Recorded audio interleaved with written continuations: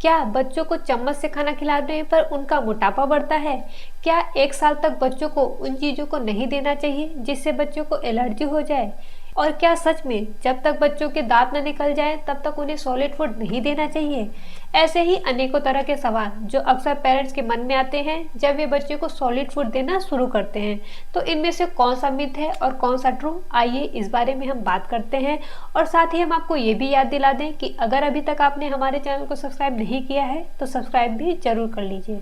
तो सबसे पहला है हमारा कि अगर आप अपने बच्चे को चम्मच से खाना खिलाते हैं तो ऐसे में बच्चे का मोटापा बढ़ता है। जब बच्चे ब्रेस्ट फीडिंग करते हैं या फिर फार्मूला मिल्क पीते हैं तो ऐसे में वे उतना ही दूध पीते हैं जितने में उनका पेट भर जाए, और जब उनका पेट भर जाता है तो वे दूध पीना बंद कर देते हैं। लेकिन जब 6 महीने के बाद बच्चा सॉलिड फूड खाना स्टार्ट करता है तो ऐसे में वे खाना खाने में थोड़ा परेशान करते हैं और पेरेंट भी उन्हें ज़बरदस्ती खिलाने की कोशिश करते हैं।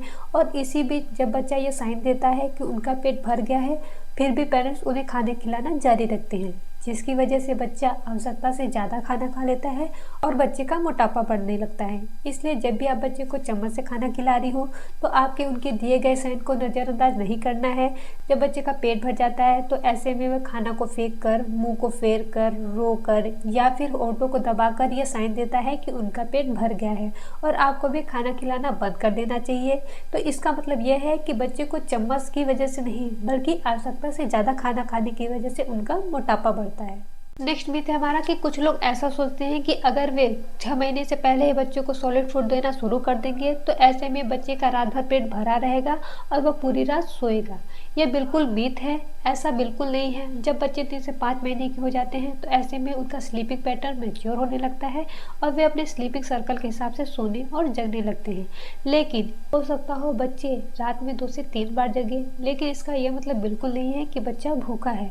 हो सकता हो बच्चा डिस्कम्फर्ट फील कर रहा हो या फिर बच्चा थक चुका हो।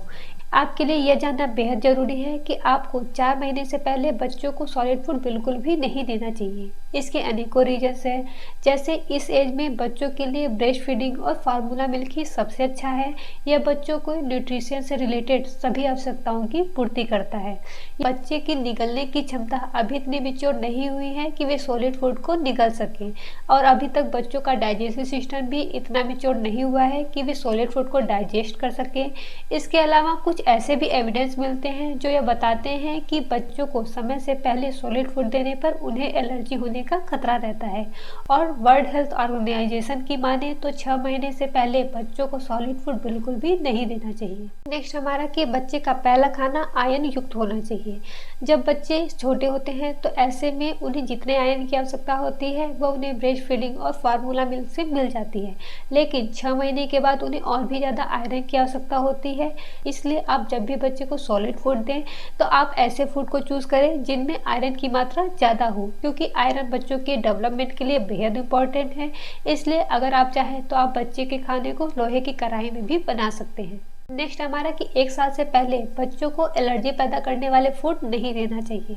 एक रिसर्च में यह पाया गया है कि अगर आप बच्चे को एलर्जी पैदा करने वाले फूड जितनी देरी से देंगे, ऐसे में उन्हें एलर्जी होने के चांसेस उतना ही ज़्यादा रहेगा।